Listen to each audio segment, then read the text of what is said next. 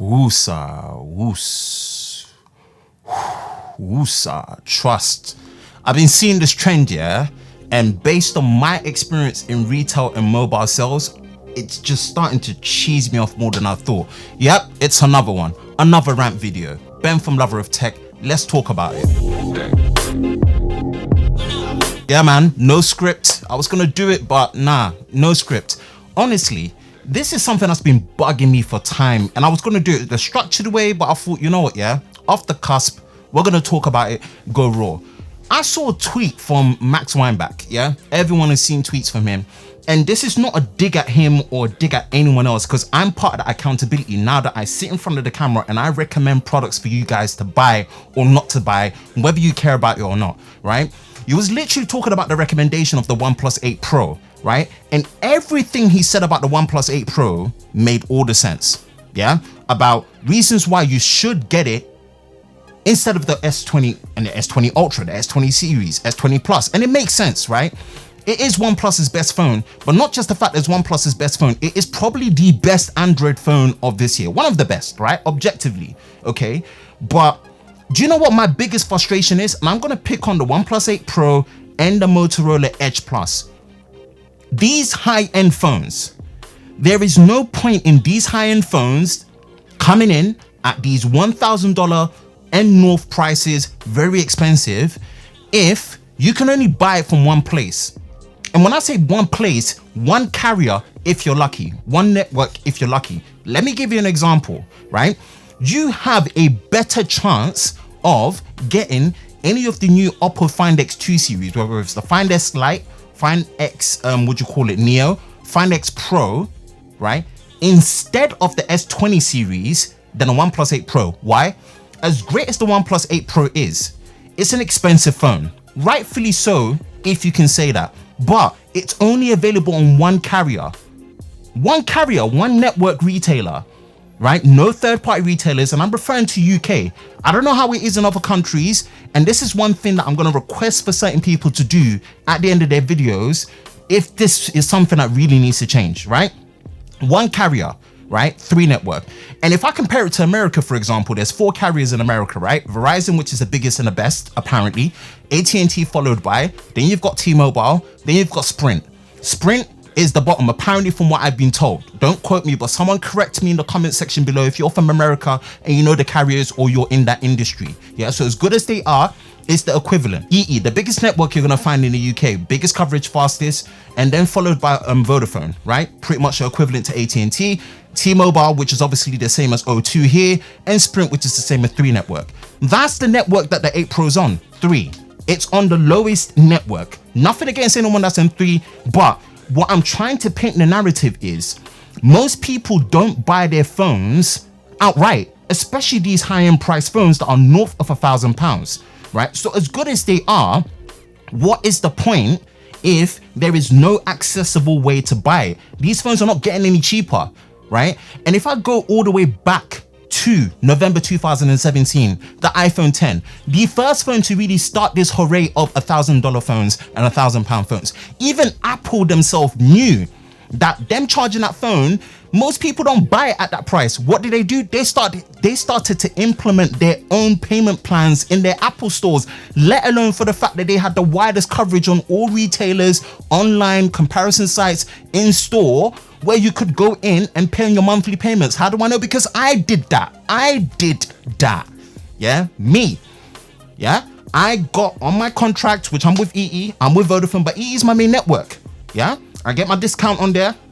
I paid no down payment, and I get monthly discount on my payments for the phone.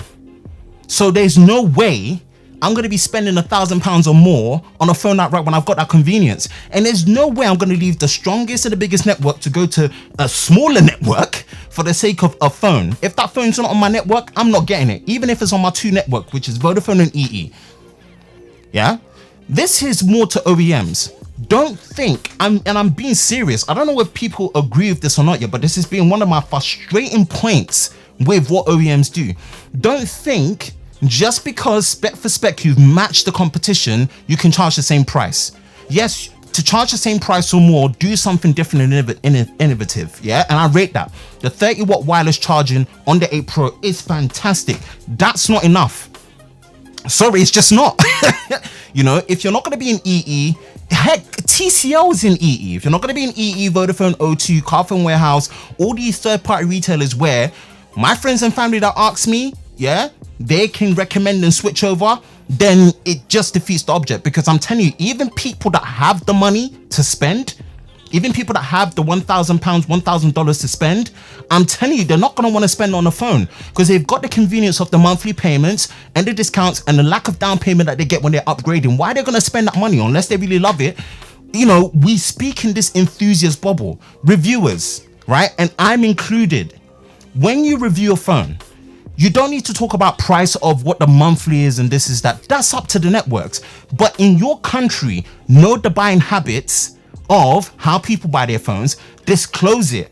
If you're recommending that, hey, get this phone and it's not accessible everywhere, it's an expensive one, disclose it, right? Because people will go in, and I've seen it, and I'm coming from a sales background. Yeah, I've had customers come in, I'll watch this review, I've got to recommend you sell it. No. Why? I don't know. It's on that network. No, I don't want to go on that network.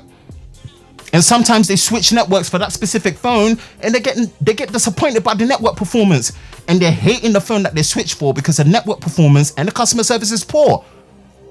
So this is more of a rant for OEMs. Yeah. Know how to charge your phone in terms of pricing and accessibility.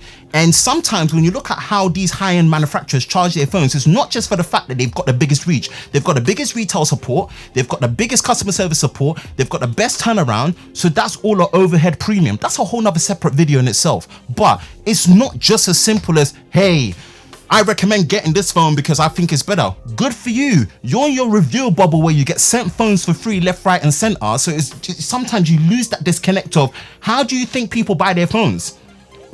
Yeah? And it's different for region to country to demographic. I appreciate that, but I'm stating it specifically from UK. That's one of my biggest frustrations, and it kills and it backpedals on the performance of a brand and a phone, even when the phone is really, really good, because most people just will not buy it the way that you're expecting them to buy it. Goodness, man. Whew. I had to get that off my chest.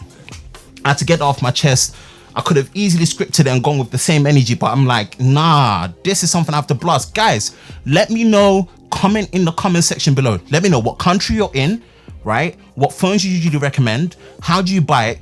Give me your insight and let me know if you disagree or agree. I don't mind if you disagree.